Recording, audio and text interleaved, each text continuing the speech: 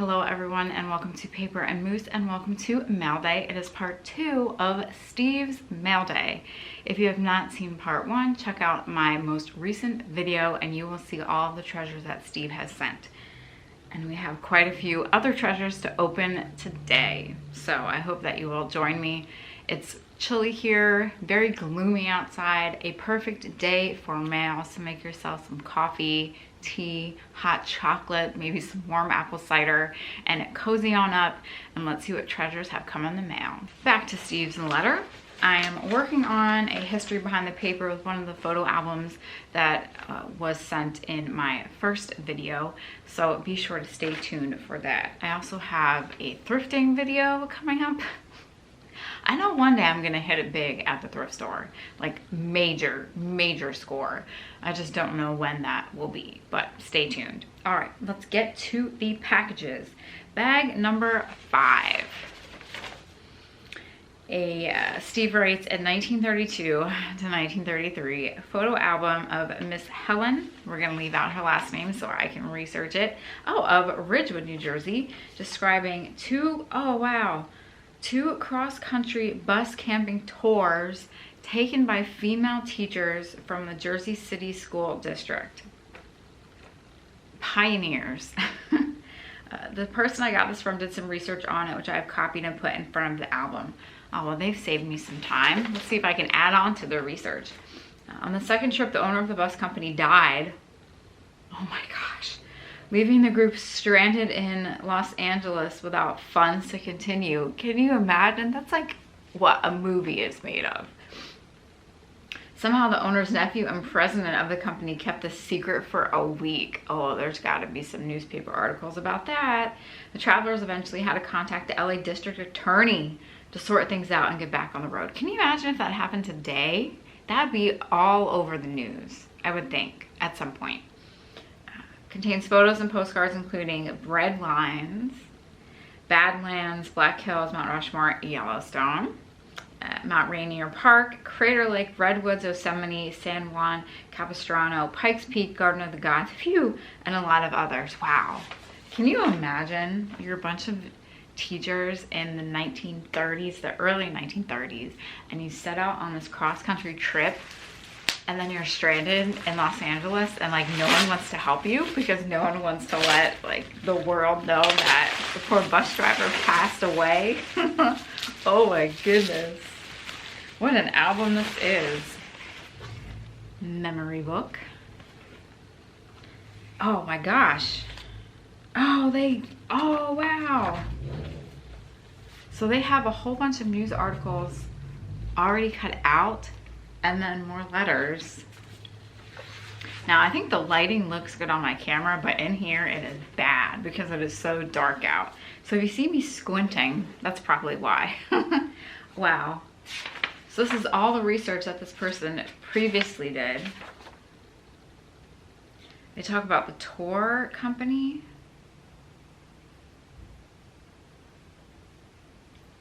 Page by page description.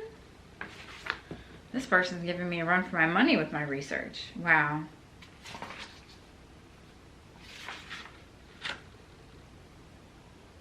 Wow.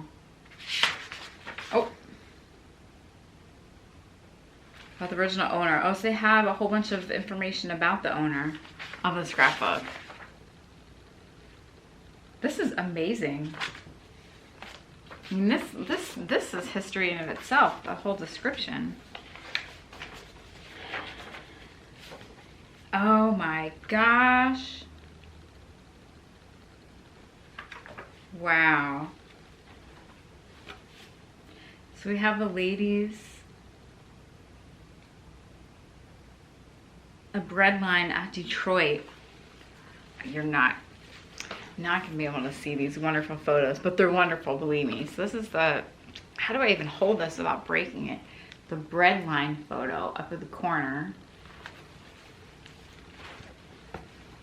My grandmother used to tell us stories how her and all of her brothers and sisters would get the day-old bread and then they would sit out on the corner and try to sell it to get money to bring home. So There's Rainier. Oh my gosh, these photos are amazing. They're all in the snow at Rainier, throwing snowballs and everything. I mean, without the whole catastrophe of the bus, this would be an interesting album in of itself, but add that little bit of history. Oh, there's a bear. And it's just, it makes it for even more of a crazy trip. But then they have just your regular postcards that you would buy at the store. There's some, oh, there's the Capitol, Washington, D.C. Man, these photographs are wonderful.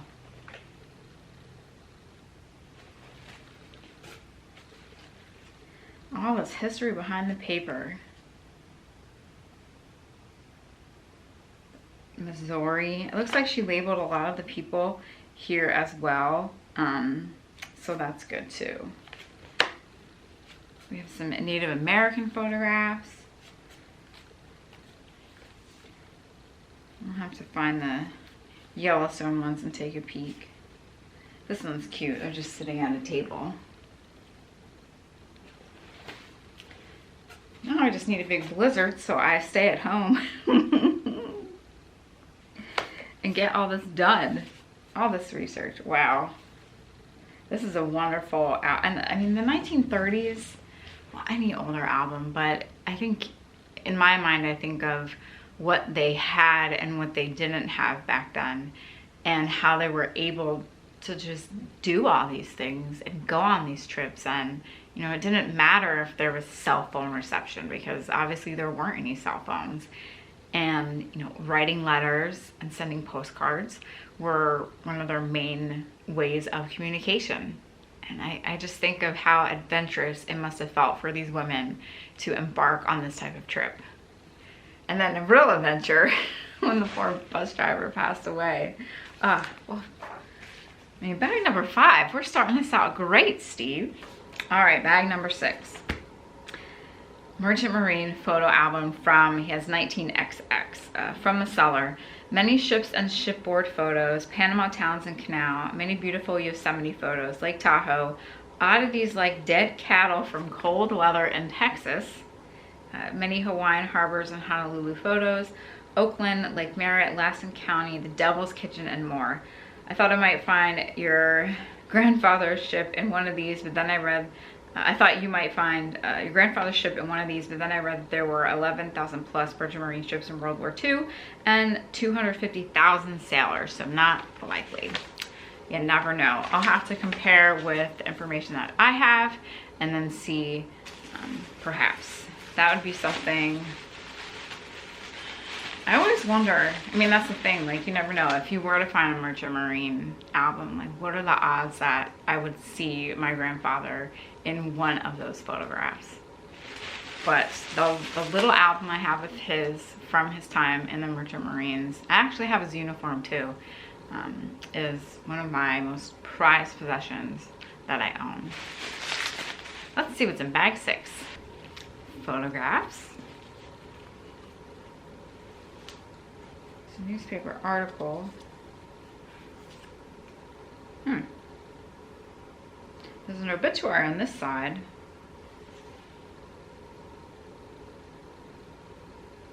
There's a person, like, you can't see that, but it looks like they're on like a high wire. Oh my gosh. Storm at sea.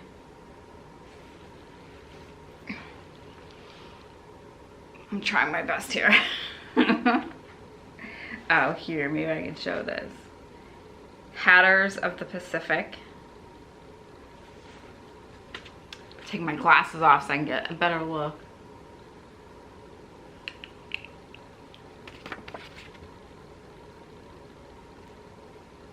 Diamond Head, Moana Hotel, Waikiki Beach, yours truly, it said.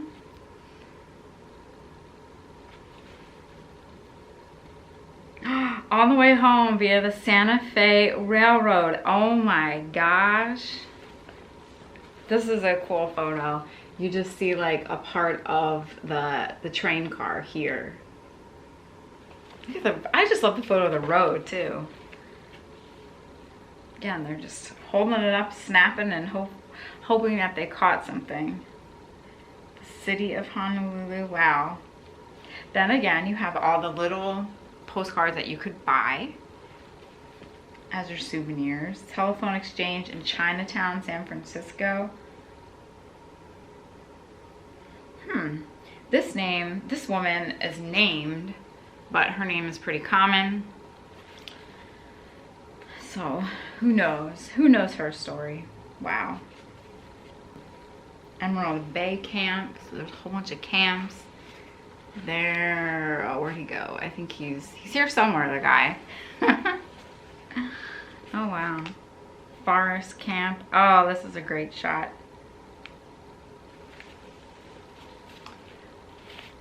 They're just on like a little porch, kind of. Wow, with names in here. 1921, Willow Camp. Amazing. Bag number 7. Surprise, not dental. Darn it.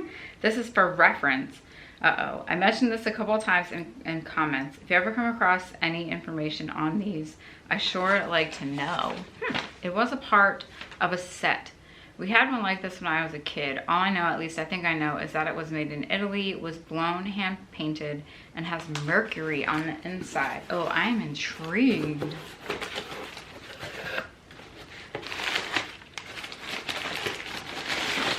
What do we think it is?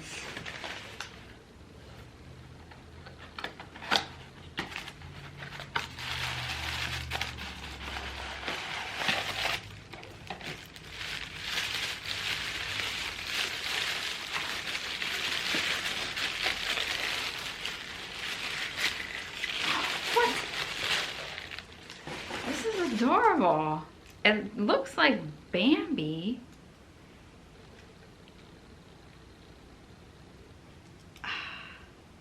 So you can see the little indent inside. I don't want to, don't grab it by the little hook because that's just sure to fail. So let's see, any information. Maybe some of you have seen these. Maybe your parents, your grandparents have had the set. And so you can help in the comments. But it definitely hand painted, like you said. Made in Italy, hand painted, blown, and mercury on the inside.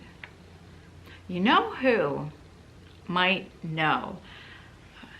I have a friend that is knowledgeable in all vintage, antique Christmas.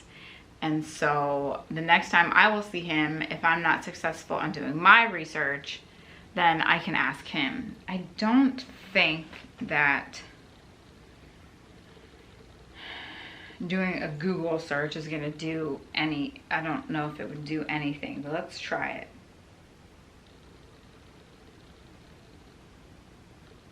Now, it just comes up with, you know, I mean, it definitely recognized that it was Bambi.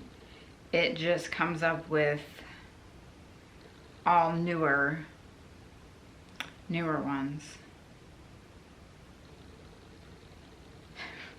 I know if I show this to my friend, he'll be like, oh, how much do you want to sell that for?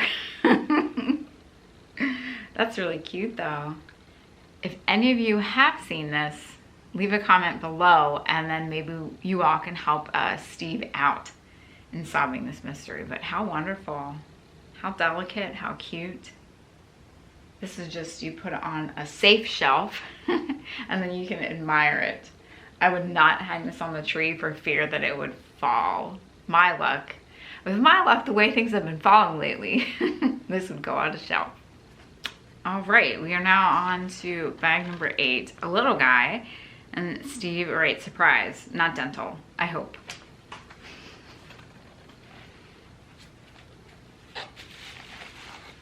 It's there.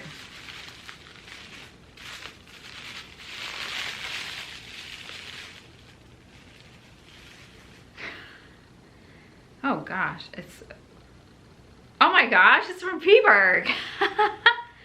It's for Masons. It's Thomas. I'm not gonna say his last name. We gotta do some research. From Philipsburg, New Jersey in 1927. It's like a little, you know, when you get your cement and you, right? I'm right, right? Wow. That is great. This is great. Added to the Philipsburg history shelf wall. Oh, wow. Now, I think if something like this were to go up at one of our local auctions, it would sell for a decent amount of money because people in this area, Philipsburg people, love their Philipsburg history. That's sharp. That's really nice. Oh, now we gotta Google Thomas. We gotta see what he's up to, who he is, what he's done in the town of Philipsburg. Now, bag number 9 is it's not really a bag, it's a big box.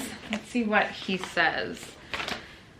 Surprise, not dental. This is, okay, bag 9 is a smaller box that comes separately. Got it. That's the stand for what's in bag 10. All right, so I'll read 10. Surprise, not dental. I think this might look good draped with seasonal decorations. More information and assembly instructions inside. Now, that box is rather big, so I think I might have to open that like off camera to show you. Oh my gosh. All right, let me get through all this tape and let's see what surprise this is.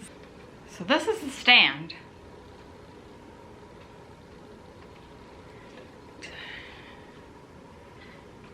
I have no idea what this could be. Be right back. Let me open the bag number 10. We'll see what this mystery item is. All right, so I haven't unwrapped it yet, but I mean, I kind of think I know what this is just from the end of this. Oh man. Oh, I feel it. Oh my gosh, you don't want to break this. Okay. You gotta be careful here.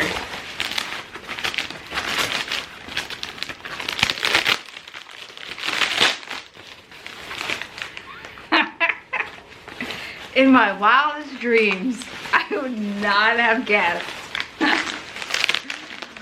what was inside that box. But we have, this guy's heavy.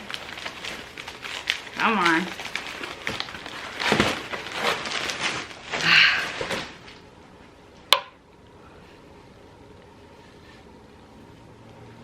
A moose antler. Oh my gosh. Well, if I never see a moose, I have a little one of my own. Oh my goodness. So yes, this mounts into there. I don't know, with the walls of my place, I'm kind of scared to hang something as heavy as this on, but this actually would look great on top of my cabinet back here. That was the gun cabinet that my grandfather owned. I use it to store things in it. Not not guns, but like paper and other things. So that would actually look really nice up there, because that would go, yeah. We'll have to see. Oh my gosh, my own moose antler.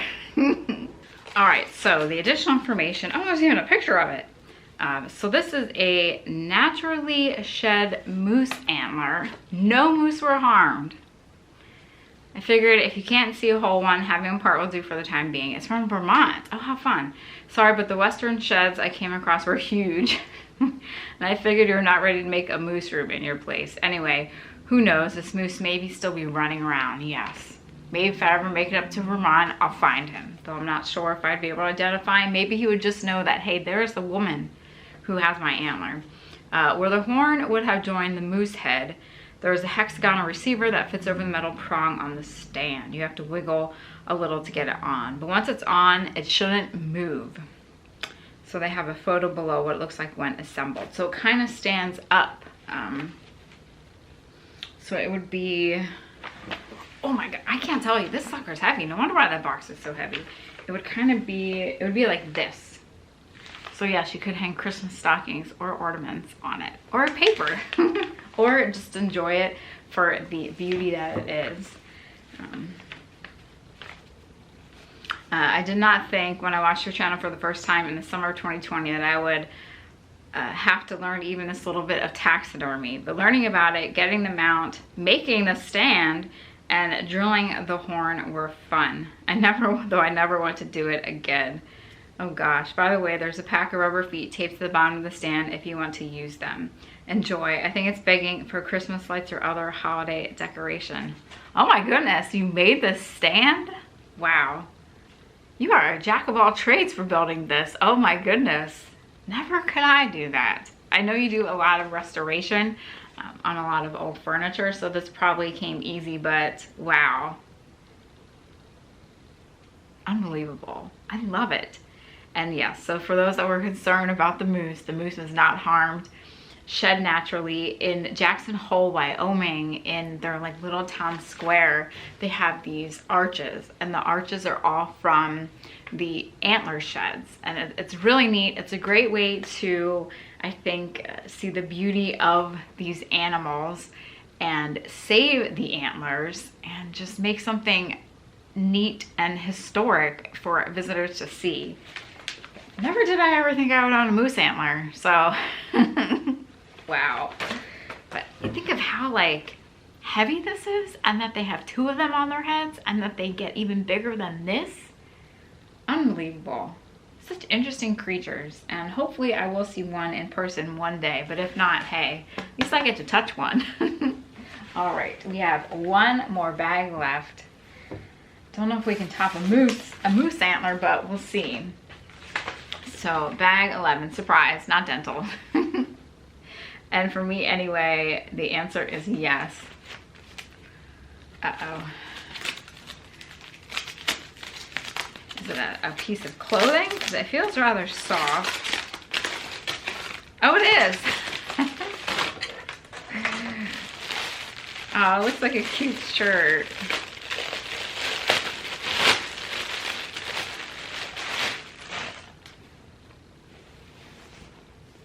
Oh my gosh. Is that your final antler? It matches. I have the matching antler. Oh, how cute. Poor guy. Oh. Well, thank you so much, Steve. This is a very interesting second half of the mail day. I completely had no clue what was going to be in that big box, and a moose antler was not. I didn't even think of that. Never. I should have though, but I didn't. So it was a great surprise. And the Merchant Marine album and the bus tour album. Oh my gosh. I need a Blizzard for a whole year. I need a better laptop. I need a faster running computer. More technology, more subscriptions to all these research sites. But no, lots to research and lots of history to discover and see what is out there. And just thank you so much. I'm sure that my other viewers, all you viewers, have enjoyed seeing me unbox an antler. Couldn't believe it. Shocked. I can use this space for my thumbnail. Wait, let me do that again. I don't know if we'll use that for the thumbnail, but it's shocking. Couldn't believe it. Couldn't believe it. You got to use keywords like that to draw these people in. And then when they see it's mail day, maybe they'll be enticed to stay just to see what was in there. Because you never know. Similar to storage units, you never know what is going to arrive in the mail.